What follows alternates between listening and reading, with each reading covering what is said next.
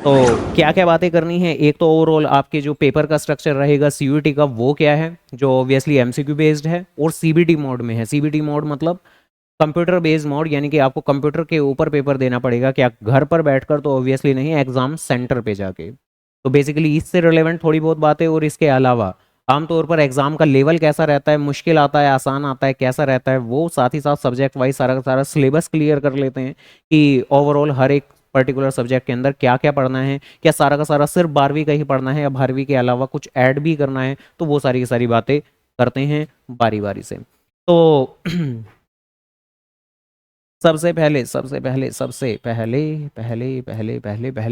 सबसे पहले तो जो तुम्हारा पेपर है, जैसा कि हमने कहा कि सीबीटी मोड के अंदर है। सीबीटी मोड का मतलब जो जब कहीं भी आपका एडमिट कार्ड आएगा तो उसके अंदर एग्जाम सेंटर कोड हुआ आएगा, आप एग्जाम सेंटर पे जाओगे और कंप्यूटर के अंदर एग्जामिनेशन दोगे। अगर किसी बच्चे के केस में ये रहता है कि भाई मैं तो कंप्यूटर को लेके हैंडी नहीं हूँ, आज से पहले कंप्यूटर चलाया नहीं है मैंने, तो ऑब्वियसली पेपर से पहले जो एनटीए है यानी कि जो एग्जाम कंडक्ट कराते हैं, तो वो मॉक टेस्ट पेपर भी रिलीज करते हैं अपनी वेबसाइट के ऊपर।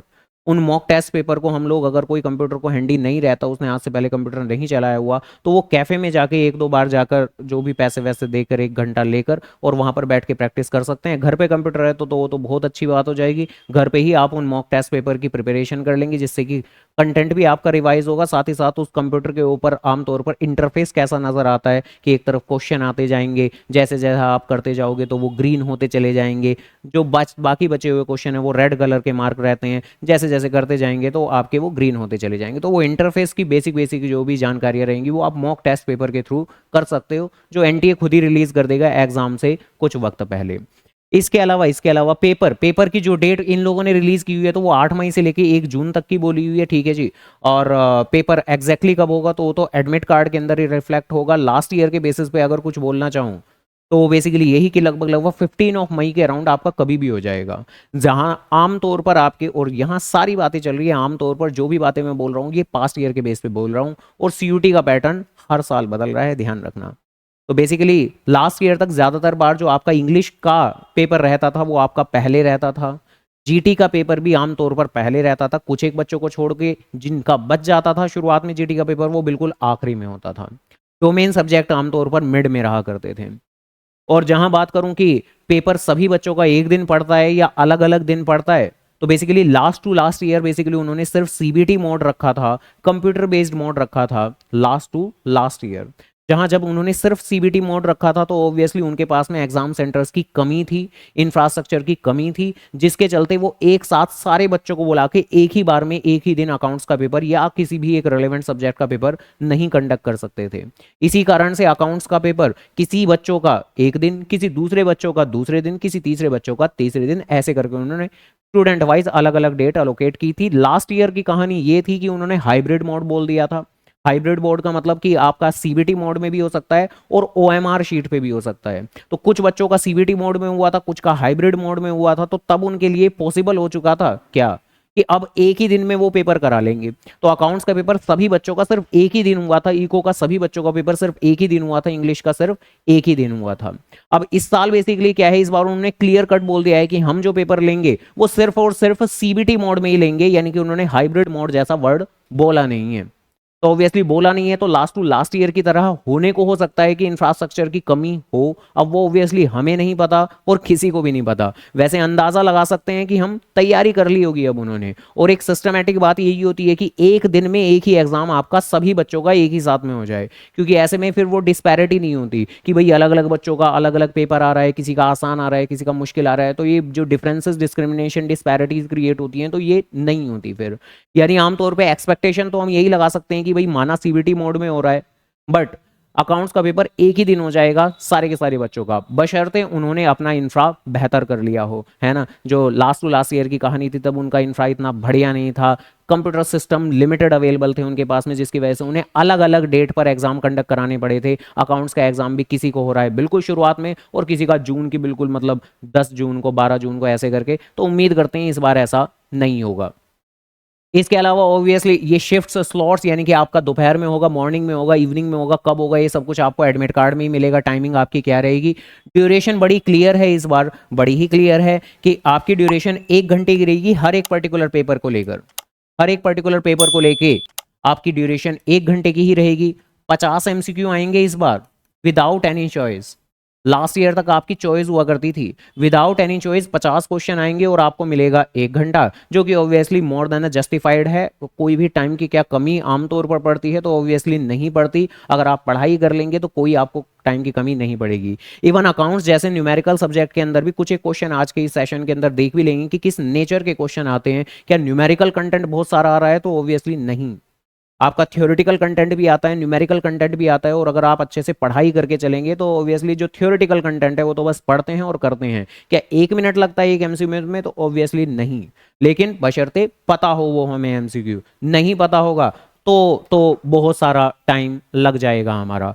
बाकी तो वही कि हर एक पर्टिकुलर पेपर की 60 मिनट्स की ड्यूरेशन रहने वाली है, बस यहाँ से और कुछ खास काम की चीज़ें नहीं है। इसके अलावा आपकी मार्किंग स्कीम क्या रहेगी, यानी कि मार्क्स कुछ किस तरीके से रहेंगे? तो जहां एक जो क्वेश्चन है, एक क्वेश्चन वो आपका 5 नंबर का रहेगा, एक क्वेश्चन 5 नंबर का रहेगा। और क्योंकि आपके 50 क्वेश्चन रहेंगे जैसा कि हमने अभी अभी कहा, तो जिसका मतलब है कि एक पर्टिकुलर सब्जेक्ट वो आपके 250 नंबर का रहेगा।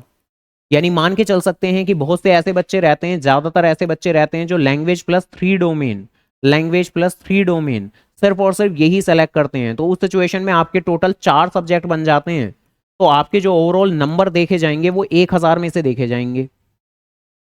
और बहुत से बच्चे ओवरऑल बेसिकली क्योंकि वो जीटी भी देते हैं, तो उनकी जो ओवरऑल स्कोरिंग रहेगी उनकी रिपोर्ट कार्ड के अंदर सब्जेक्ट वाइज मेंशन रहती है। तो सब्जेक्ट वाइज मतलब हर एक पर्टिकुलर जो पेपर रहेगा वो 250 में से ही रहने वाला है। तो ऐसे करके बातें हैं हमारी। खैर, जहां हर एक पर्टिकुलर सही आंसर देने पर आपको ऑब्वियसली 5 नंबर दे दिए जाएंगे। करेक्ट करेक्ट, 5 नंबर दे दिए जाएंगे। और क्या नेगेटिव मार्किंग है? तो नेगेटिव मार्किंग है आपकी, ध्यान रखिएगा, -1। अगर आप किसी भी क्वेश्चन को छोड़ दोगे, स्किप कर दोगे, अनआंसर छोड़ दोगे, तो ऑब्वियसली 0 नंबर मिलेंगे आपको। लेकिन अगर आपने गलत आंसर कर दिया, यानी कि वही जय माता दी कर दी है ना, जय माता दी अक्कड़ वक्कड़ कर दिया, तो ऑब्वियसली एक क्वेश्चन के आपके -6 हो जाएंगे। यानी एक क्वेश्चन कितने का? ऑब्वियसली माइनस, जो कि 5 नंबर का है एक क्वेश्चन, तो 5 नंबर तो गए ही गए, एक और एक्स्ट्रा 1 नंबर और कट जाएगा, यानी कि टोटल 6 नंबर कट जाएंगे आपके। तो कुछ ये वाली बातें हैं हमारी, ठीक है जी। हाँ जी, लैंग्वेज प्लस 3 डोमेन और साथ में जीटी। हाँ, तो अब तुम क्या कह रहे हो? भाई जिन कोर्सेज के लिए जीटी चाहिए उन कोर्सेज में तो, जिन कोर्सेज के लिए जीटी चाहिए तो उन कोर्सेज में तो एक ही डोमेन चाहिए। जैसे कि डीयू के अंदर बीएमएस कोर्स, तो वहां पर तो बेसिकली आपका क्या देखा जाएगा कि आपके लैंग्वेज में कितने नंबर आ रहे हैं, जीटी में कितने नंबर आ रहे हैं, और डोमेन में वो मैथ्स के नंबर ही देखेंगे। तो बस मैथ्स के ही देखेंगे, यानी कि अब तुम अकाउंट्स में टॉप कर रहे हो कोई फर्क नहीं पड़ता, बीएसटी में कितने नंबर आ रहे हैं कोई फर्क नहीं पड़ता, तो कोई हाईएस्ट वाली बात ही नहीं रह गई, वो तो मैथ्स के नंबर लेंगे बेसिकली। ठीक है। तो ऐसे करके बातें हैं। इसके अलावा क्या कभी ऐसा भी हो सकता है? तो देखो, इन्होंने साफ साफ शब्दों में कहा हुआ है, साफ साफ शब्दों में कहा हुआ है, if more than one option is found to be correct.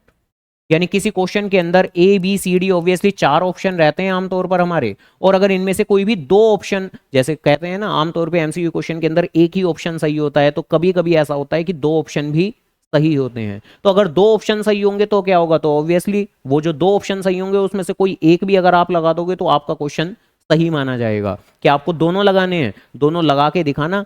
लग ही नहीं पाएगा क्योंकि सीबीटी मोड में है, एक ही ऑप्शन पे क्लिक कर सकते हो आप, दूसरे पे करोगे तो पहले वाला डीसेलेक्ट हो जाएगा। तो ये कोई ओएमआर शीट तो है नहीं, तो यहाँ पर तो वो वाली समस्याएं दिक्कतें पड़ेंगी नहीं आपको कि तुमने 2 पे गोले लगा दिए।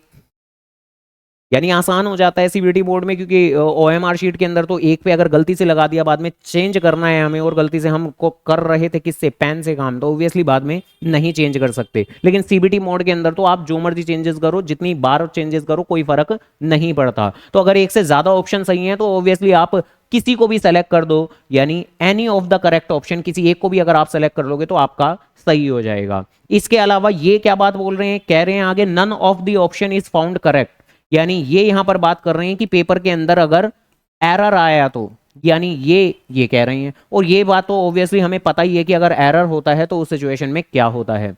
उस सिचुएशन के अंदर अगर आपने कुछ भी सेलेक्ट किया है तो आपको नंबर मिल जाएंगे, लेकिन अगर आपने अनआंसर्ड छोड़ दिया तो आपको कोई नंबर नहीं मिलेंगे। माना उनकी गलती है, उन्होंने एरर कर दिया है, लेकिन उस सिचुएशन में वो आपको नंबर नहीं देंगे। ठीक है जी।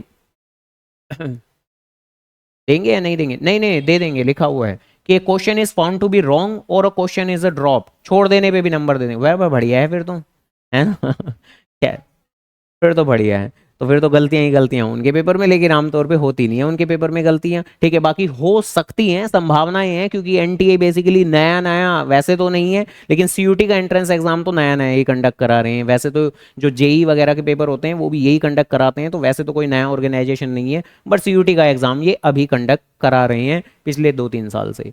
इसके अलावा ये तो बस इतनी सी बात है कि भाई आपका जो एग्जाम है वो सीबीटी मोड में होगा, और जैसे ही आपका एग्जाम आने वाला होगा, जो ऑब्वियसली मई के महीने में ही, मान के चलो फर्स्ट वीक के बाद से कभी भी मेला लग जाएगा, तुरंत पेपर पेपर पेपर आने शुरू हो जाएंगे कभी भी।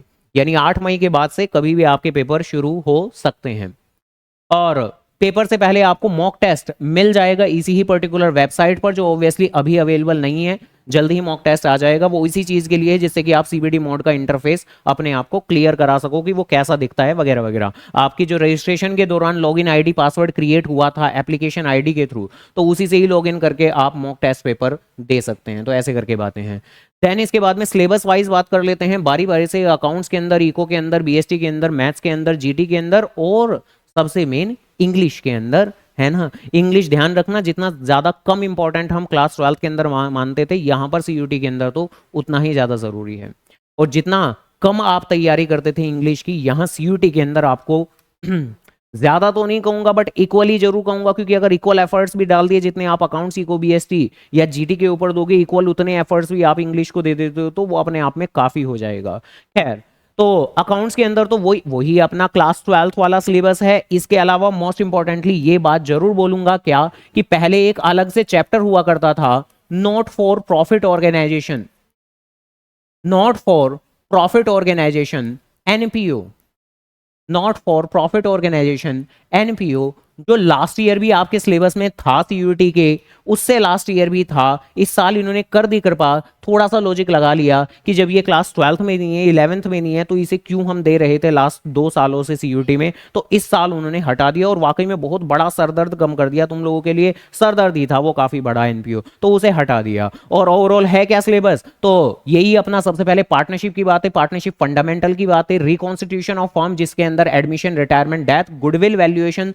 सब सब सब सब। क्या यहां अगर मैं बात करूं क्या क्लास 12 में सीबीएसई ने कुछ डिलीट किया हुआ था, तो नहीं, कुछ डिलीट नहीं किया हुआ था। तो जिसकी वजह से जो आप 12वीं क्लास के अंदर पढ़ रहे थे वही सेम सिलेबस है, बस तरीका थोड़ा सा हमारा अलग रहेगा, क्योंकि ऑब्वियसली एमसीक्यू की पढ़ाई है, तो एमसीक्यू पे थोड़ा और ज्यादा एग्रेशन रखना पड़ेगा, और ऊपर से थ्योरी के कुछ टॉपिक जो क्लास 12 में सीबीएसई के हिसाब से बिल्कुल गैर जरूरी थे, तो वो अब जरूरी हो सकते हैं हमारे। तो थोड़ा सा थ्योरी के ऊपर ज्यादा ध्यान देना है। डिसोल्यूशन जो पार्टनरशिप का सबसे आखिरी चैप्टर था। देन कंपनी अकाउंट्स के अंदर फिर से वही शेयर्स और डिबेंचर्स, शेयर्स और डिबेंचर, यहां पर भी थोड़ी सी कृपा बरसा दी, एक बार फिर बरसा दी। एक पर्टिकुलर चैप्टर जो पिछले 2 सालों से आपके सिलेबस का हिस्सा था सीयूटी के अंदर, सीबीएसई ने इसे डिलीट किया हुआ था। अब सीबीएसई ने इसे डिलीट किया हुआ था, तो मगर ये तो कहते थे कि हमें क्या लेना देना सीबीएसई से, हम तो एनसीईआरटी के बेस पे चलेंगे, और एनसीईआरटी के अंदर ये चैप्टर गिवन था। तो पिछले 2 सालों से आपके सिलेबस का हिस्सा था, लेकिन अब ये आपके सिलेबस का हिस्सा नहीं है। रिडम्पशन ऑफ डिवेंचर आपके सिलेबस का हिस्सा नहीं है, यानी कि एक बार फिर जो शेयर्स वाली कहानी है, शेयर्स और डिवेंचर, वहां पर भी क्लास 12 का ही एग्जैक्टली करिकुलम है। शेयर्स का इशू, जिसमें प्रोराटा, ओवर सब्सक्रिप्शन, फॉरफीचर, री इशू, यही सब कुछ कलेश होंगे, लेकिन एमसीक्यू फॉर्मेट के अंदर। और बाद में डिबेंचर का सिर्फ इशू और डिबेंचर की थ्योरी, जो ऑब्वियसली क्लास 12 के अंदर थी। उसके बाद में एनालिसिस ऑफ फाइनेंशियल स्टेटमेंट, ये बेसिकली कोई चैप्टर नहीं है, बल्कि पूरी की पूरी तुम्हारी 12वीं क्लास की किताब है, जिसके अंदर फाइनेंशियल स्टेटमेंट्स का फॉर्मेट, मेजर हेड, सब हेड, उसके बाद में कुछ एक बेसिक थ्योरी, उसके बाद में comparative common size statement, accounting ratio, cash flow statement, वही सारा का सारा करिकुलम है, यानी कि हमारी पार्ट 3 बुक। लास्ट ईयर तक बेसिकली इन्होंने ये नहीं बोला हुआ था, लास्ट ईयर तक ये बोला हुआ था ये जो कंप्यूटराइज्ड अकाउंटिंग है ये कंपलसरी है, लेकिन अब इन्होंने इस साल बेसिकली साफ साफ लिख दिया, जो हमारे क्लास 12 के अंदर हुआ करता था, कि ये बेसिकली इस एनालिसिस वाले पार्ट के चॉइस में रहता है, जो क्लास 12 के बोर्ड एग्जाम में भी चॉइस में रहा करता था। तो वो अब इन्होंने चॉइस में डाल दिया कि ये तो चॉइस में है, और ऑब्वियसली जब ये हमने 12वीं में नहीं पढ़ा तो अब क्यों पढ़ेंगे, पिछले साल वाले बच्चे उन्होंने तो पढ़ा था। ठीक है, इसमें पता नहीं क्या क्या टैली की बातें, सॉफ्टवेयर की बातें, कुछ ऑल्ट कीज वगैरह वगैरह जो हमारे कीबोर्ड पे होती हैं, तो वो सब बेचारों ने याद की थी। खैर क्या कर सकते हैं, तो ये सब बढ़िया कर दिया है। मतलब लिटरली अगर सपोज करो बात करें, पर्पस और टारगेट उन लोगों का यही है कि भाई आपने जो क्लास 12th का पढ़ा था उसी को ही और ज़्यादा शार्पन करें आप। जो भी एक्स्ट्रा चीज़ें थी, जो भी एक्स्ट्रा चीज़ें थी, जो भी एक्स्ट्रा चीज़ें थी, सारी की सारी हटा दी। लेकिन ऑब्वियसली जैसे कि अब क्लास 12th के अंदर पता ही होगा तुम लोगों के लिए तो कैलकुलेटर अलाउड नहीं था, बट जो अगला साल आने वाले है ना, उनके लिए कर दिया। बट ये एक अच्छी न्यूज़ है या बेकार न्यूज़ है देखा जाए, है ना, कि एग्जाम का लेवल जो अब तक आया करता था उससे थोड़ा और आगे बढ़ा देंगे हम। वैसे देखा जाए तो मतलब एजुकेशनल इंस्टीट्यूशंस के हिसाब से एक अच्छी चीज़ है, लेकिन बच्चों के हिसाब से जहां वो सोचते हैं कि थोड़ा सा तो मॉडरेट लेवल का पेपर आए, तो अब वो थोड़ा सा लेवल एनहांस कर देंगे तो बच्चों को और ज़्यादा डिटेल में पढ़ना पड़ेगा। तो वो बात यहाँ भी है या नहीं? देखो सीधा सीधा उन लोगों का पर्पस क्या है कि हम आपको एक्स्ट्रा चीज़ें पढ़ा नहीं रहे हैं, हम आपको लिमिटेड वही चीज़ें दे रहे हैं जो 12वीं क्लास के अंदर हैं, तो लिमिटेड चीज़ें दे रहे हैं तो गहराई में देंगे। तो पेपर का लेवल थोड़ा बढ़ाएंगे हम, तो ऑब्वियसली बढ़ा सकते हैं पेपर का लेवल। वैसे भी सीयूटी का अगर मैं ओवरऑल जर्नी की बात करूं तो जब सबसे पहली बार हुआ था उसके बाद का लेवल वो वक्त के साथ में बढ़ा ही है हमारा। जिस हिसाब से इस साल का पेपर, इसलिए मे भी क्यों नहीं बढ़ सकता है। हालांकि थोड़े बहुत आज की क्लास के अंदर, आज के सेशन में भी थोड़े बहुत क्वेश्चंस का नेचर भी डिस्कस करेंगे, थोड़े क्वेश्चन की मदद से जो पास्ट ईयर यानी कि 2024 का पेपर हुआ था सीयूटी का, उसमें अकाउंट्स के बीएसटी के इको के क्वेश्चन किस तरह के आए थे, तो वो भी एक बार टेकअप करेंगे जिससे कि आपको और ज्यादा आइडिया लग जाएगा। बोलो। रिडम्पशन ऑफ डिबेंचर बेसिकली हमने नहीं पढ़ा, हमने सिर्फ इसका नाम पढ़ा था, और साथ ही साथ एक टॉपिक पढ़ा था, issue of debenture with the term of redemption, कि रिडम्पशन की टर्म इश्यू के वक्त ही तय हो जाती है। सिर्फ इतनी बात पढ़ी थी, अगर रिडम्पशन पढ़ते तो पैसा जाता भी, है ना, पैसा गया तो था ही नहीं कभी भी। तो ऐसे करके बात, देन उसके बाद में इकोनॉमिक्स की बात करें तो ऑब्वियसली माइक्रो इकोनॉमिक्स है, जो कि ऑब्वियसली हम आप लोगों ने क्लास 11th के अंदर पढ़ी थी।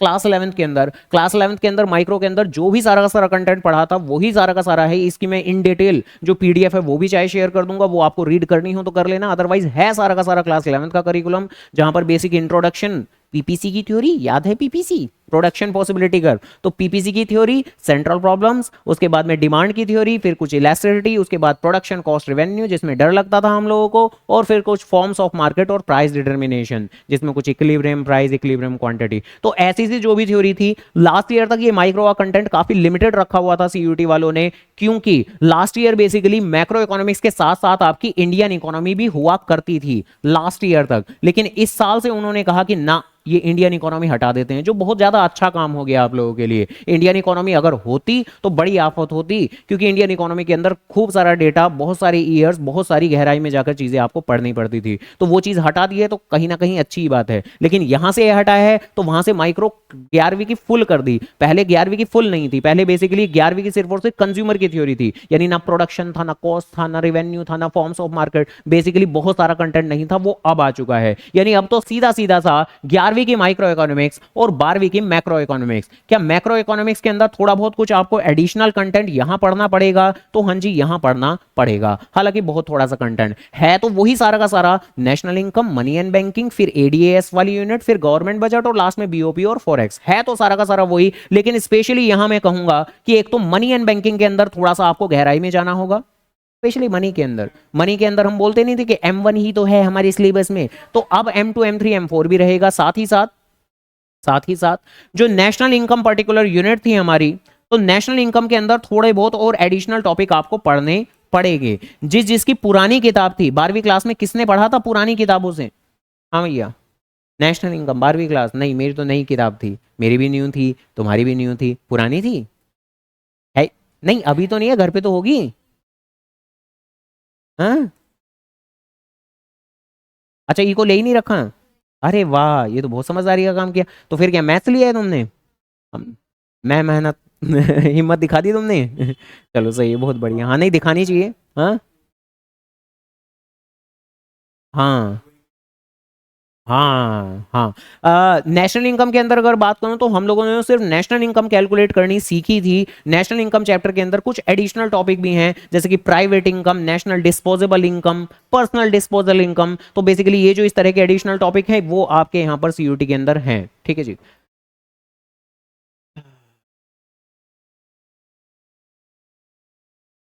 हम्म।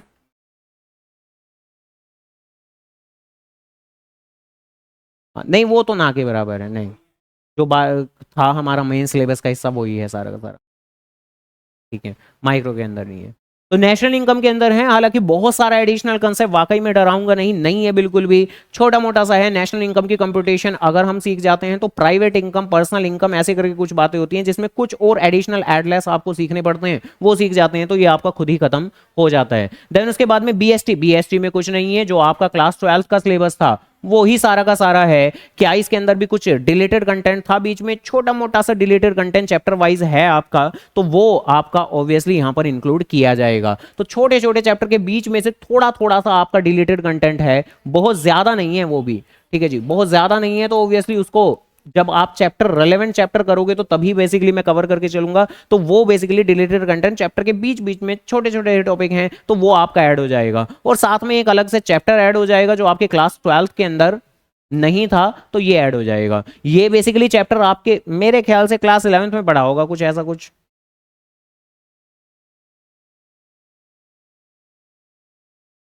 नहीं वो तो अलग चीज है, जो अलग सब्जेक्ट है एंटरप्रेन्योरशिप वो अलग है। आपके बीएससी के अंदर ये अलग से चैप्टर दिया हुआ है, और इवन ये चैप्टर आपकी क्लास 11th के अंदर इसका थोड़ा सा रेफरेंस था, थोड़ा सा। हाँ, अब ज्यादा है ये पढ़ना है, बहुत ज्यादा नहीं है, एक चैप्टर है पढ़ना है, ये एडिशनली पढ़ना है आपको। ठीक है जी, तो क्लास 12 की जितनी भी पहली बुक, दूसरी बुक, फाइनेंस वाली और सारा का सारा, तो साथ में एक एक्स्ट्रा चैप्टर रहेगा तुम्हारा। हम्म, इसमें से नहीं सारा है भाई। वर्ड उन्होंने लिखा हुआ है बिजनेस फाइनेंस, तो बिजनेस फाइनेंस का मतलब हो गया आपका सबसे पहला और दूसरा चैप्टर, और उसके बाद में आ जाता है तुम्हारा मार्केटिंग, और उसके बाद आ जाता है तुम्हारा कंज्यूमर प्रोटेक्शन, सारा है। ठीक है, सारा का सारा ही है। ठीक है, चलो क्या है। इसके अलावा इंग्लिश, इंग्लिश का सब तो काफी ज्यादा आसान सा है। हालांकि इन्होंने एक ऐसी लाइन लिख दी जिसकी वजह से इन्होंने अपने सिलेबस को बहुत ज्यादा वास्ट कर दिया। क्या कर दिया जरा सुन लें। खैर, तो उन्होंने लिख दिया कि question from the language section will be from the following topic, लेकिन आखिरी में क्या लिखा, but are not limited to. यानी हम कह तो रहे हैं कि नीचे में से दे देंगे, लेकिन बाहर से भी दे सकते हैं। तो कहने का मतलब ये है कि कुछ भी दे सकते हैं। खैर बाकी तो यानी जो मेन फोकस आपको रखना है वो तो आपको इजी रीडिंग कॉम्प्रिहेंसिव पार्ट पे रखना है, जहां पर पैसेज वाइज आपसे क्वेश्चन पूछ लिए जाते हैं। पैसेज आपको दे देंगे, बड़ा सा पैराग्राफ दे देंगे, उसके बेस पे ही आपसे क्वेश्चन पूछ लेंगे, उसी के अंदर ही इंसर्ट कर देंगे आपके ये सारी की सारी चीजें।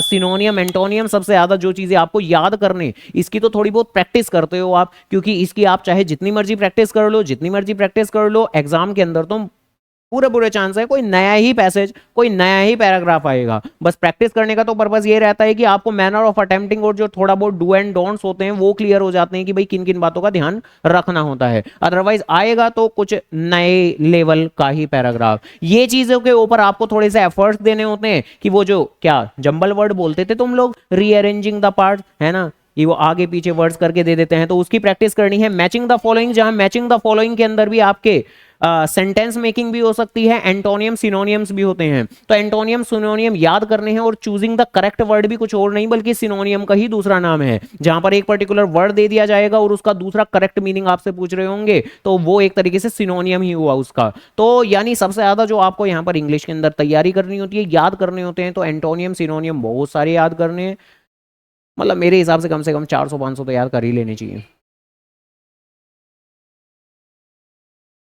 हाँ, बाकी हो जाते हैं याद।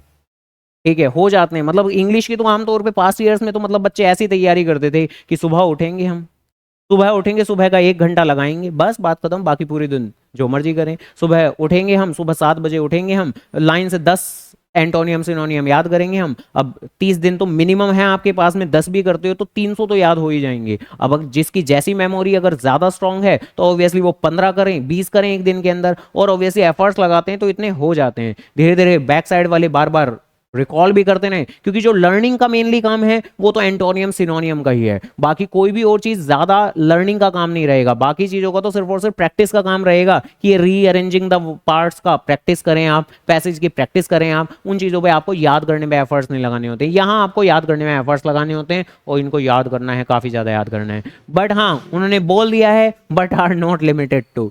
ठीक है, तो यानी वो कुछ और भी दे सकते हैं। वो कुछ और क्या, जब आप पास्ट ईयर का पेपर करोगे इंग्लिश का तो उससे आपको आइडिया लग जाएगा। बट हाँ, उन्होंने सिलेबस तो सिर्फ और सिर्फ बस इतना सा ही रिलीज किया है कि बस यही है सिलेबस तो बस बात खत्म हो गई। खैर, देन उसके बाद में मैथ तो कुछ नहीं, यही है मैथ्स 12वीं क्लास का। 12वीं क्लास का मैथ्स है, थोड़ी बहुत एडिशन डिलीशंस हैं ऑब्वियसली, अदरवाइज 12वीं क्लास का ही है। जैसे अगर एडिशन डिलीशन की बात करूं मैं, एडिशन भी क्या है, एडिशन कुछ नहीं है, डिलीशन है थोड़ी बहुत, अच्छी बात है। हाँ, जैसे कि आपके इंटीग्रेशन के अंदर कुछ एक फॉर्म्स ऑफ इंटीग्रेशन डिलीट कर दी गई हैं, साथ ही साथ आपके डिफरेंशियल इक्वेशन के अंदर कुछ एक फॉर्म्स ऑफ डिफरेंशियल इक्वेशन जैसे कि होमोजीनियस वो डिलीट कर दी गई है। होमोजीनियस, अब होमोजीनियस को कैसे पूछेंगे एमसीक्यू फॉर्मेट में, मतलब दिक्कत भरा काम है, पूछने को तो बनाए जा सकते हैं लेकिन दिक्कत भरा काम है, हटा दिया। लीनियर डिफरेंशियल इक्वेशन भी हटा दी कोर मैथ्स वालों के लिए, कुछ नहीं, ऑर्डर डिग्री है ना, ऑर्डर डिग्री और सेपरेटिंग द वेरिएबल है ना, तो ये बचा। और बाकी बड़ी अजीब गजब सी बात है, मतलब मैं देख के काफी सरप्राइज हुआ था कि linear differential equation core maths वालों में से हटा दी और अप्लाइड वालों में छोड़ रखी है। नहीं मतलब मैं तो फिर भी बता रहा हूँ, मतलब काफी अचंभे वाली बात थी कि मतलब अप्लाइड वालों में छोड़ दी उन लोगों ने कि लीनियर डिफरेंशियल इक्वेशन ये लोग तो करेंगे, और कोर मैथ्स वालों की अरे नहीं तुम छोड़ो ठीक है खैर, ठीक है। हाँ, अप्लाइड अप्लाइड मैथ्स का तो लगभग बिल्कुल सेम वही सिलेबस है 12वीं क्लास वाला। हाँ, नहीं कुछ नहीं है, सिर्फ और सिर्फ 12वीं क्लास का है। डिलीट डिलीट मेनली सिर्फ यहीं से हुआ है, कुछ एक फॉर्म्स ऑफ इंटीग्रेशन और साथ ही साथ डिफरेंशियल इक्वेशन से, बाकी कुछ मतलब शुरुआती चैप्टर डेरिवेटिव में से कुछ नहीं, मैट्रिक्स डिटर्मिनेंट वो सारा का सारा सेम टू सेम है, रिलेशन फंक्शन सारा सेम है। ठीक है, और मेरे ख्याल से लाओ ये मैथ्स का देख ही लो, मैथ्स का मैंने ज़्यादा डिटेल में नहीं देखा था। नहीं नहीं नहीं नहीं नहीं, 3D वेक्टर शायद था जितना मुझे याद है।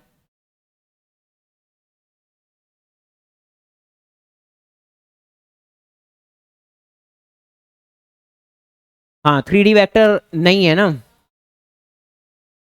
नहीं, ये है बस सिलेबस, बस यही है। वही सब कुछ, शुरुआती अलजेब्रा, फिर उसके बाद में कैलकुलस, मैक्सिमा मिनिमा, इंटीग्रेशन।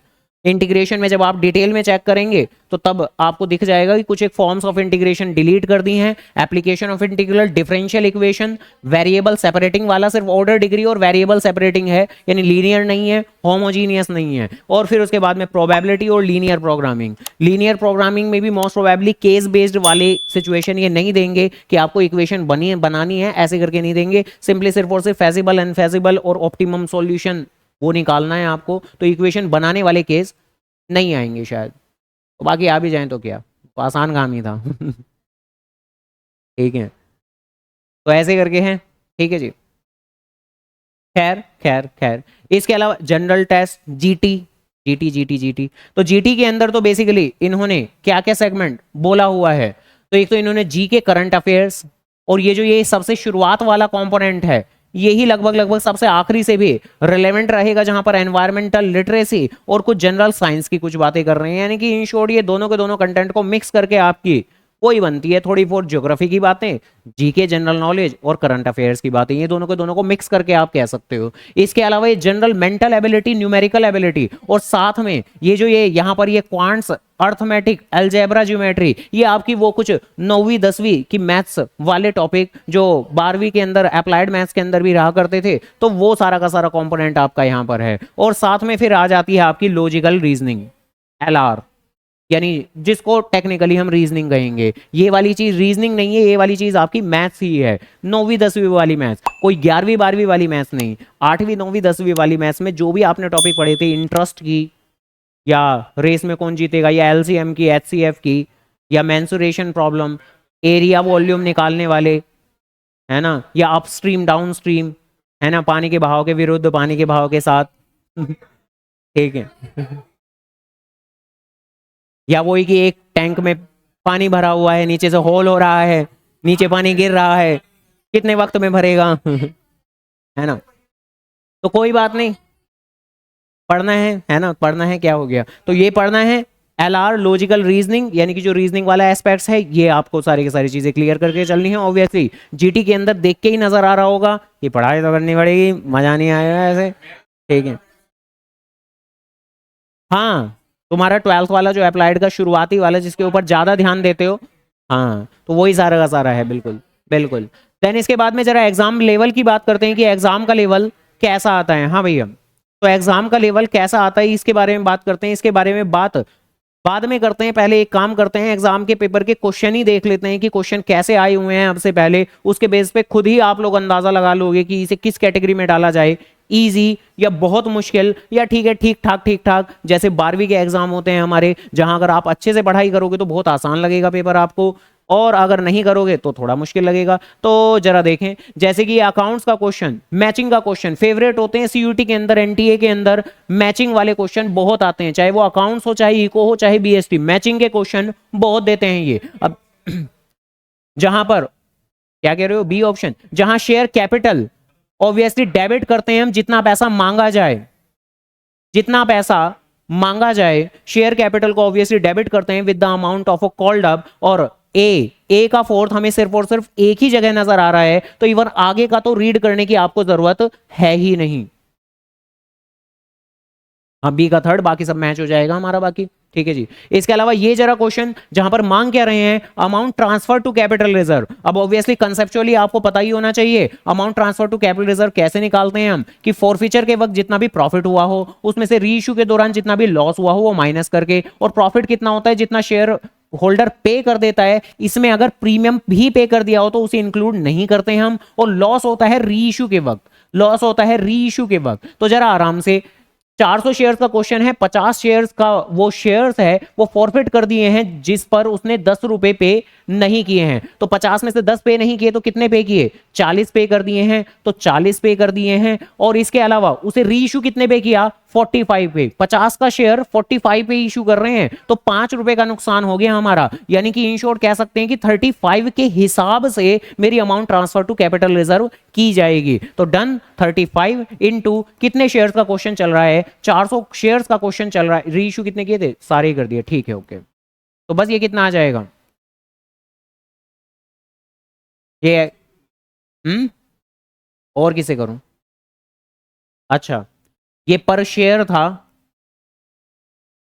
ये पर शेयर था, तो ये भी तो पर शेयर ही था, शुरुआत में ही मल्टीप्लाई कर लेते तुम, ठीक है। मैं तो अब यहां पर सीयूटी में थोड़ा उस तरीके से ही चलूंगा जिससे आपको कम दिक्कतें हों।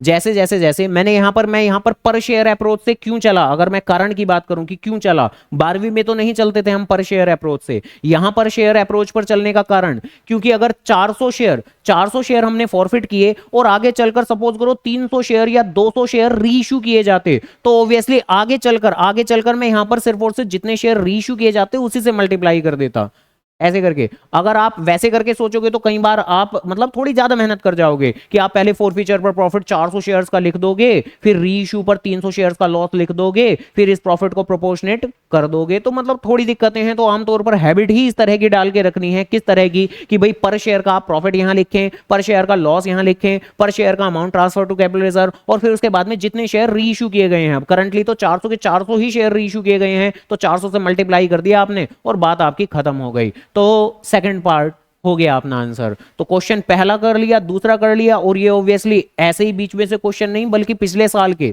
यानी सीयूटी 2024 के ही एग्जाम पेपर के क्वेश्चंस हैं। तो कैसे थे, मुश्किल थे, आसान थे, या मक्खन मलाई थे, हाँ ठीक ही थे। यानी अगर पढ़ाई कर लेते हैं, प्रैक्टिस कर लेते हैं तो बहुत ही ज्यादा आसान है ये। हालांकि ये क्वेश्चन काफी हद तक आप लोगों को ये सोचने में मजबूर करेगा कि भैया पढ़ाई तो करनी पड़ेगी, पढ़ें जरा। If a delay occurs beyond 8 days in refunding the subscription amount, failing to gather the minimum subscription from the date of closure of a subscription list, company shall be liable for interest at the rate of। हाँ तो ये तो एक तरीके से accounts की general knowledge का question हो गया कि या तो आपको पता है या आपको नहीं पता है। और ऑब्वियसली ये क्वेश्चन क्लास 12th के हिसाब से बिल्कुल इररिलेवेंट है। क्या सीबीएसई ने आज तक भी ये क्वेश्चन पूछा? नहीं। क्या सीबीएसई के हिसाब से इंपॉर्टेंट है? कतई भी नहीं। लेकिन सीयूटी में तो सीधा पूछ लिया। तो सीयूटी के अंदर आपको अकाउंट्स की और इवन सभी सब्जेक्ट्स की थ्योरी के अंदर काफी अंदर तक गोता लगाना होता है। लिटरली हर एक चीज आपको पता जरूर होनी चाहिए। अगर क्वेश्चन की अंडरस्टैंडिंग की बात करूं, क्वेश्चन कह क्या रहा है, तो हम जानते हैं कि कंपनी के अंदर जब कोई भी कंपनी शेयर इशू करती है तो मिनिमम सब्सक्रिप्शन जरूर आना चाहिए। मिनिमम सब्सक्रिप्शन मतलब मिनिमम 90% एप्लीकेशन जरूर आनी चाहिए। अगर नहीं आएगी तो होगा क्या, कंपनी आगे प्रोसीड नहीं कर सकती। कंपनी को बल्कि जितना भी पैसा आएगा वो सारा का सारा लौटाना पड़ेगा, रिटर्न करना पड़ेगा, रिफंड करना पड़ेगा। और यहां ये क्वेश्चन क्या कह रहा है कि अगर आप इस रिफंडिंग में डिले कर दो, delay occurs beyond 8 days in refunding the subscription amount, यानी जितने भी लोगों ने एप्लीकेशन का सब्सक्रिप्शन का पैसा दिया था और वो क्यों दी, मतलब आप वापस करने की क्यों बातें कर रहे हो, क्योंकि आप फेल हो गए हो मिनिमम सब्सक्रिप्शन गैदर करने में, और ऊपर से मे बी अंडरराइटिंग भी नहीं कराई हुई होगी, है ना, तभी हम वापस कर रहे हैं। तो ऐसे में बस बस बस बस अब तो बात यही है कि रिफंड पे कितना परसेंट का इंटरेस्ट लगेगा, तो ऑब्वियसली समझाने की नहीं, याद करने की बात है। और वो याद करने की बात क्या है, ये जो नहीं लगेगा बच्चों को कभी भी, कि एसबीआई यानी कि इंश्योर जो सरकारी बैंक के अंदर मार्केट रेट ऑफ इंटरेस्ट चल रहा है उस रेट ऑफ इंटरेस्ट से वापस किया जाएगा, ये वाली बात है। उन्होंने कोई स्पेसिफिक बातें नहीं बोली हुई, 6%, 10%, 12%, उन्होंने एक जनरल बात बोली हुई है कि market rate of interest in a governmental schedule bank यानी कि एसबीआई। क्या एसबीआई के अलावा कोई और भी ऑप्शन हो सकता है? हाँ जी बिल्कुल हो सकता है, सभी सरकारी बैंक, सरकारी बैंक, ठीक है। तो कोई और सरकारी बैंक जैसे कि ओरिएंटल बैंक ऑफ कॉमर्स, जैसे कि बैंक ऑफ बड़ौदा, जैसे कि पीएनबी पंजाब नेशनल बैंक, तो ये हो सकते हैं। एचडीएफसी नहीं होगा, वो तो प्राइवेट सेक्टर बैंक है। एक्सिस बैंक नहीं होगा, तो ये नहीं होंगे। तो सभी सरकारी बैंक, ठीक है जी। तो डन, ठीक है। तो इस क्वेश्चन ने तो थोड़ा सा हिला दिया कि अच्छा ऐसे भी आएंगे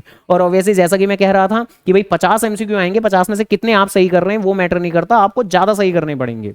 आपको मिनिमम 40 क्वेश्चन सही करने पड़ेंगे। अगर आप 40 से कम ठीक कर रहे हैं, 20 क्वेश्चन, 25, 30 क्वेश्चन ठीक कर रहे हैं, तो उतना काफी नहीं है। और ऑब्वियसली 12वीं क्लास में नंबर लाना वाकई में मुश्किल काम है। 12वीं में नहीं आते नंबर, 12वीं में नहीं है, मुश्किल काम है। पेपर अटेम्प्ट नहीं हो पाता, नहीं हो पाता। फॉर्मेट फॉर्मेट नहीं बना पाए हम, है ना, फॉर्मेट नहीं बना पाए। आपको प्रेजेंटेशंस का ध्यान रखना है। देखो एक्स्ट्रा प्रेशर होते हैं वाकई में 12वीं क्लास के एग्जाम के अंदर। जैसे मैं बोलता हूँ जैसे मैं बोलता हूँ कि 3 नंबर के क्वेश्चन बर्बाद कर देंगे तुम्हें, क्योंकि 3 नंबर के क्वेश्चन कई बार हर जरूरत से ज्यादा लंबे हम कर देते हैं, करने नहीं होते, हम कर देते हैं, जिसकी वजह से वहां जरूरत से ज्यादा टाइम चला जाता है। तो प्रेजेंटेशन कहाँ कितनी देनी है ये भी ध्यान में रखें, फॉर्मेट्स का ध्यान रखें, नरेशंस का ध्यान रखें। तो इस चीज में कंसेप्ट थोड़े पीछे छूट जाते हैं, जिस वजह से नंबर कई बार कम आ जाते हैं हमारे। यहां तो बस एक ही चीज का ध्यान रखना है, किस चीज का, कंसेप्ट का, बात खत्म। क्योंकि ऑब्वियसली अकाउंट्स जैसे न्यूमेरिकल सब्जेक्ट के अंदर भी ऑन एन एवरेज 50 में से 20-25 एमसीक्यू तो आपके थ्योरी के ही रहेंगे, इवन इससे ज्यादा। तो थ्योरी के एमसीक्यू तो अगर आप अच्छे से पढ़ाई करके रखोगे तो इवन 1 मिनट भी नहीं, आधे आधे मिनट में आप करते चले जाएंगे, कोई ज्यादा दिक्कत नहीं पड़ने वाली। तो टाइम का कोई इशू नहीं पड़ेगा, जितनी ज्यादा आप पढ़ाई करोगे तो टाइम का कोई भी इशू नहीं पड़ने वाला। बस दिक्कत है पढ़ाई की, कि पढ़ाई करनी पड़ेगी। हाँ भैया बताएं, कंपनी एक्सेप्ट कर सकती है calls in advance if authorised by, हाँ क्या, अब इसमें भी वैसे देखा जाए ओए ओए, तो इसमें भी देखा जाए तो जनरल नॉलेज की बात है, ठीक है जी। अब जिसने नहीं पढ़ा होगा तो वो तो यही सोचेगा कि अच्छा ऑथोराइज बाय क्या मतलब, शेयर होल्डर वही तो मालिक हैं, बोर्ड ऑफ डायरेक्टर वही तो मैनेज करते हैं, तो किसके द्वारा, तो किसके द्वारा, ओए, हाँ ओए, ओए तो इसे तो ऐसे ही याद कर लो, ओए आर्टिकल ऑफ एसोसिएशन, जिसके अंदर कंपनी की पावर बताई हुई होती है। तो उसी, यही एक पर्टिकुलर ऐसा चार्टर डॉक्यूमेंट है कंपनी का, जिसके अंदर कंपनी क्या क्या कर सकती है, उसके पावर्स की एम्बिट बताई हुई होती है। तो ये होगा आपका आंसर। तो लेकिन एक बार फिर इन एमसीक्यूज को देखकर ये जज कर सकते हो कि थ्योरी पे भी बराबर का ज्यादा ध्यान देना पड़ेगा। और वाकई में अभी एक बार पेपर को भी ओवरव्यू करा दूंगा, पूरा का पूरा फुल पेपर, तो न्यूमेरिकल कम मिलने वाला है आपको। मतलब ऐसा नहीं है कि न्यूमेरिकल नहीं मिलेगा, मिलेगा जरूर मिलेगा, लेकिन बराबर की थ्योरी भी नजर आएगी आपको। तो थ्योरी को छोड़ना नहीं है, थ्योरी के ऊपर ज्यादा ध्यान देना है। ये जरा बताएं, ये तो बता सकते हैं हम शायद। एबीसी 3 पार्टनर हैं, सी की डेथ हो गई है 1 जुलाई 2023 को। पढ़ लें पूरा का पूरा, पढ़ लो पूरा का पूरा, हो गया।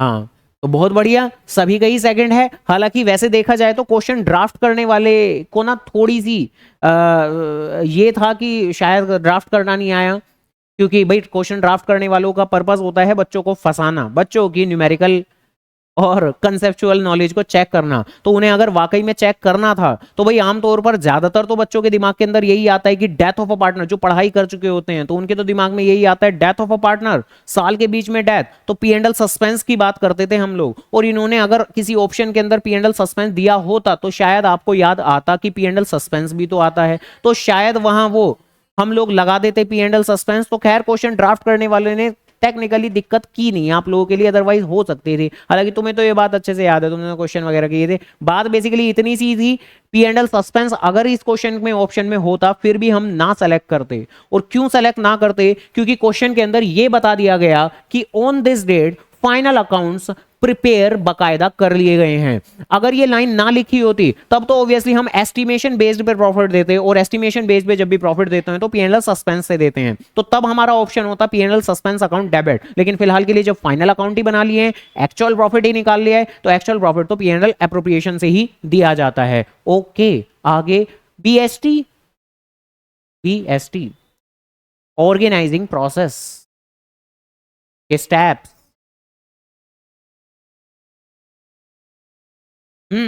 अब सीधी सी बात है, काम को आइडेंटिफाई करना और बांट देना ये मेरा सबसे पहला कदम होता था। और कितने अच्छे हैं, मतलब ये सी पार्ट सिर्फ एक ही जगह फर्स्ट प्लेस पे नजर आ रहा है, तो इवन बाकी तो हमें जज करने की जरूरत ही नहीं है ना। तो अच्छे भी हैं ये, मतलब ऐसा नहीं है कि परेशान ही करते हैं। देखो अगर वाकई में इनका पर्पस होता ना परेशान करना, तो हर जगह सी चिपका देते, यहां भी सी, यहां भी सी। तो इनका पर्पस नहीं है बेसिकली आपको परेशान करना। पर्पस क्या है, आपकी सिर्फ यही एबिलिटी चेक करना कि आप एक एमसीक्यू के अंदर जरूरत से ज्यादा वक्त बर्बाद कर रहे हो या नहीं। और जरूरत से ज्यादा वक्त कौन बर्बाद करते हैं, वो ऐसे कि नीचे ऑप्शन तो देखेंगे ही नहीं, नीचे ऑप्शन नहीं देखेंगे, पढ़ने लग जाएंगे। हाँ हाँ, सबसे पहले ये आएगा सी, उसके बाद क्या आएगा, बाद क्या आएगा, बाद में आएगा डिपार्टमेंटलाइजेशन बी, उसके बाद क्या आएगा, फिर आएगा ये असाइनिंग ऑफ ड्यूटीज डी, हाँ उसके बाद आएगा ये, हाँ हाँ मिल गया सी डी बी, और कर दिया और खुश हो गए। और उसके बाद में इतना जरूरत से ज्यादा टाइम लगा दिया तो उस चक्कर में आगे के एमसीक्यू नहीं हुए। तो ऐसा ऑब्वियसली नहीं करना। और वो इन्हीं चीजों को चेक करते हैं इस तरह के ऑप्शंस देकर कि भाई एक ही जगह उन्होंने सी दिया हुआ है फर्स्ट प्लेस पे, तो वो यही चीज चेक करते हैं। तो एमसीक्यू ड्राफ्ट इसी तरीके से किए जाते हैं कि जो फटाफट से पहला ही देख के टिक मार के आगे बढ़ जाएगा तो उसका पेपर आसानी से अटेम्प्ट हो जाएगा। ये पढ़ें।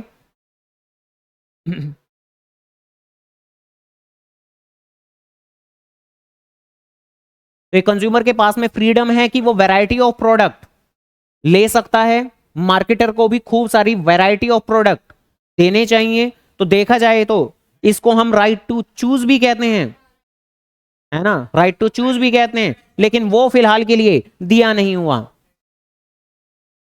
हाँ नहीं, मैं तो बता रहा हूं ना कि राइट टू चूज भी कहते हैं, तो अगर वो ऑप्शन में होता तो वो भी आंसर होता, है ना। और ये भी, और जैसा कि हमने शुरुआत में बोल भी दिया है कि एक क्वेश्चन के एक से ज्यादा भी सही आंसर हो सकते हैं। एनटीए ने खुद साफ तौर पे क्लियर करके लिखा हुआ है कि हो सकते हैं, ध्यान रखना। तो ठीक है, फिर कोई भी एक हम सेलेक्ट कर लेंगे। तो right to be assured, right to be choose, एक ही बात है, राइट टू चूज।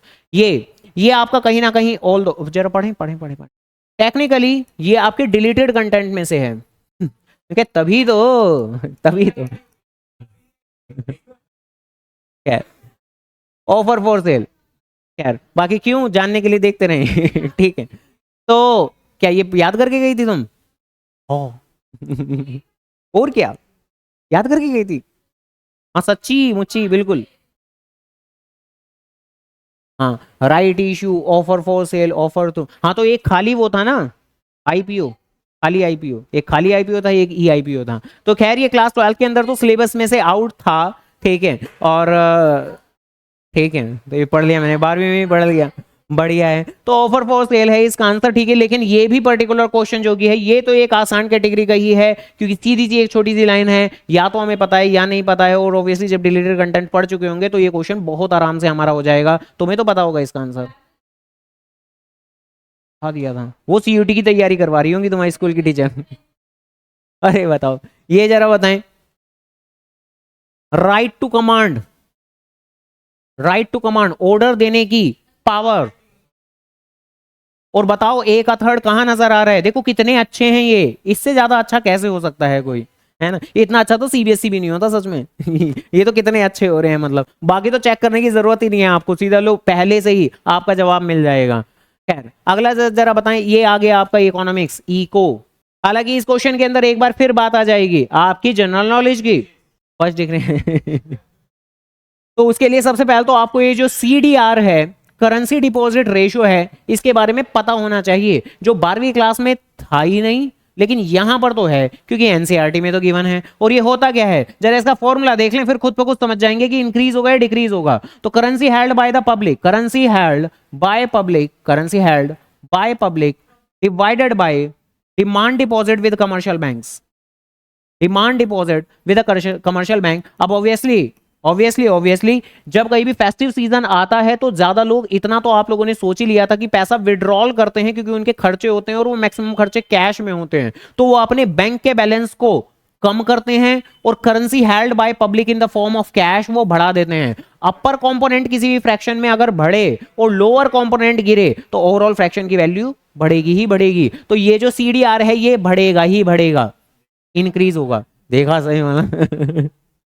हाँ तो सही है, मंदिर मंदिर जा रहे हो ना तुम, हाँ जाते रहना, ठीक है। हाँ नवरात्र के फास्ट रखे हैं तुमने? अच्छा पहला रख लिया, अब आखिरी का रखोगे? सही है, ठीक है। हाँ भैया आगे, there is unexpected rise in sales, अचानक से सेल राइज हो गई। Obviously ADAS unit, aggregate demand वाली यूनिट का क्वेश्चन है। तो अचानक से अगर सेल राइज हो गई तो ऑब्वियसली जो बिजनेसमैन प्रोड्यूसर्स होंगे उनकी जो इन्वेंट्री होगी वो क्या ज्यादा बचेगी या कम बचेगी? कम बचेगी। तो एक्यूमुलेशन नहीं होगा, डी एक्यूमुलेशन होगा। एक्यूमुलेशन का मतलब इकट्ठा हो जाना इन्वेंट्री का। ऑब्वियसली जब फटाफट सेल होगी तो इकट्ठा नहीं होगी, डी एक्यूमुलेशन होगी, डी एक्यूमुलेशन होगी। तो सी थर्ड नंबर। ऑब्वियसली बहुत कोई मुश्किल क्वेश्चन तो नहीं है। आगे ये क्वेश्चन काफी हद तक आपकी वही चीजों को जज करता है कि क्या आपको इन चीजों का मतलब याद है या नहीं। ये आंटी आंटी याद है, एक्स एंटी है ना ये,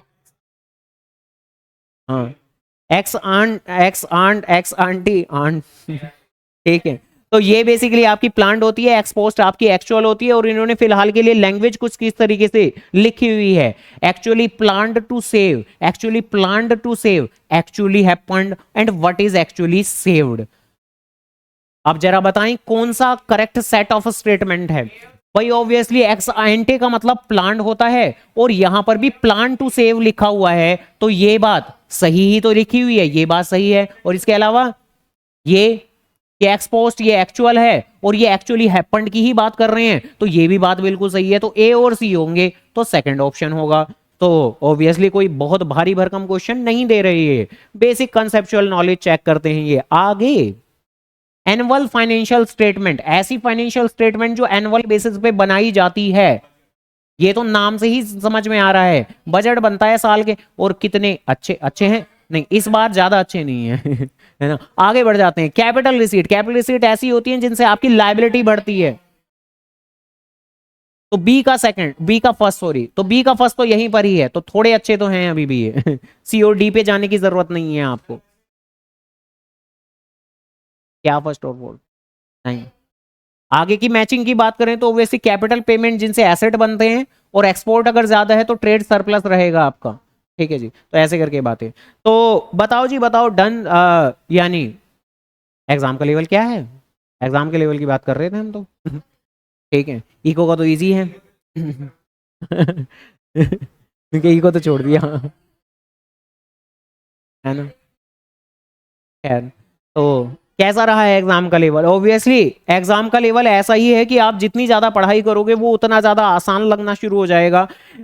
एनटीए का कोई उद्देश्य नहीं है कि बहुत ज्यादा कोई भारी भरकम से क्वेश्चन वो दे देंगे जो बिल्कुल पढ़ने वाला बच्चा भी ना कर पाए, तो ऐसा कोई भी टारगेट उनका नहीं है। टारगेट बड़ा सीधा सा है कि आपकी नॉलेज को ही चेक करना, जज करना कि अगर आप पढ़ाई करके आए हो तो वाकई में बड़े आराम से आप 50 में से 50 क्वेश्चन भी ठीक कर सकते हो, क्योंकि बहुत ज्यादा कोई मुश्किल क्वेश्चन ये नहीं पूछ रहे। अगर आप डटकर बिल्कुल बेहतरीन तरीके से पढ़ाई करोगे तो 50 में से 50 भी सही होंगे। और अगर 50 में से 50 नहीं होंगे तो 50 में से 46, 47, 48, 49 इतने क्वेश्चन तो हो जाएंगे सही। हाँ अगर हम ढिलाई कर दें कि भाई 12वीं का ही तो है, आसानी तो आ रहे हैं, हो जाएंगे। तो फिर नहीं होने वाले, फिर वही रहेगा हमारा कि क्योंकि पेपर तो आसान ही आ रहे हैं, पेपर ज्यादा मुश्किल तो नहीं आ रहे, ऊपर से 12वीं के बेस पे है, तो 50 में से 20 क्वेश्चन 22 क्वेश्चन फिर भी हम सही कर देंगे, लेकिन उतने से कुछ होने नहीं वाला। ठीक है, 50 में से आप 20 22 25 30 क्वेश्चन सही कर रहे हैं, उतने से कुछ नहीं होने वाला। आपको 50 में से 40 क्वेश्चन मिनिमम सही करने पड़ेंगे, ड्यू में एडमिशन मिल जाएगा हमें। ठीक है।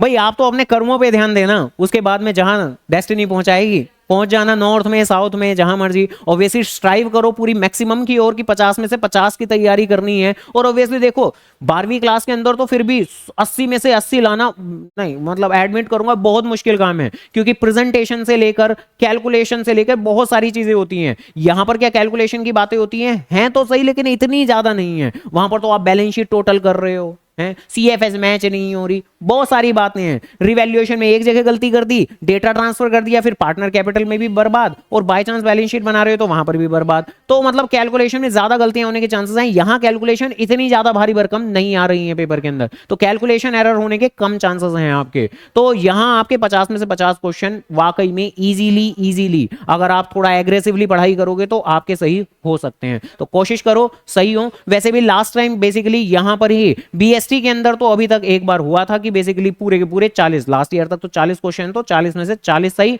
100% तो। लेकिन नहीं, ऐसा नहीं है कि आ ही जाएंगे, ना ना ना, पढ़ाई करनी पड़ेगी, लेकिन एग्रेसिवली पढ़ाई करोगे तो बिल्कुल हो जाएगा। क्या बीएसटी, क्या इको और क्या अकाउंट, सभी में आ सकते हैं आपके 100%। हाँ है ना। तो ऐसे करके बातें हैं। तो बताओ जी, और कोई बात पूछनी है क्या?